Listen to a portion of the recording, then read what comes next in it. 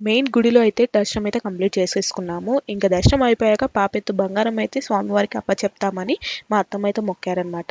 ఇంకా ఆ బంగారం మొత్తంని అక్కడున్న వాళ్ళకైతే పంచిపెట్టేసాము. బంగారం పంచిపెట్టాక ఇంకా మేమైతే భీమన్న గుడికి స్టార్ట్ అయిపోయాము. బికాజ్ ఇక్కడ రెనోవేషన్ జరుగుతుంది మెయిన్ టెంపుల్‌లో. డోర్స్ అయితే క్లోజ్ చేసేసారు.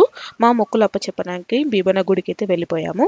ప్రీవియస్ వీడియోలో చెత్త మేనేజ్మెంట్ అన్నాను కదా! ఎందుకంటే చూడండి ఇంత క్రౌడ్ ఉంది. ఈ క్రౌడ్‌లో ఎంత తొక్కిసలాట అయిందంటే చిన్న పిల్లలు ఉన్నవాళ్ళు చాలామంది ఉన్నారు. ఆ మెయిన్ లైన్‌కి వెళ్ళాలంటే ఒక పెద్ద యూటర్న్ చేసుకొని వెళ్ళిపోయాము. మేము స్పెషల్ టికెట్ తీసుకొని వెళ్ళాక కూడా చూడండి ఎంత క్రౌడ్ ఉన్నాడో అసలు కరెక్ట్ మేనేజ్మెంటే లేదు. మాకైతే చాలా తొక్కిసలాటలు అయిపోయింది ఆ చిన్న పాపను పట్టుకొని. కానీ ఎలాగో అలా మా మొక్కులైతే అప్పచెప్పేసాము. ఇంకా ఇక్కడ గాయత్రీదేవి దగ్గర మా పాపనైతే దర్శనం చేసి ఇచ్చారనమాట. రిటర్న్‌లో వచ్చేటప్పుడు పాపకి కొన్ని టాయ్స్ అయితే తీసేసుకున్నాము.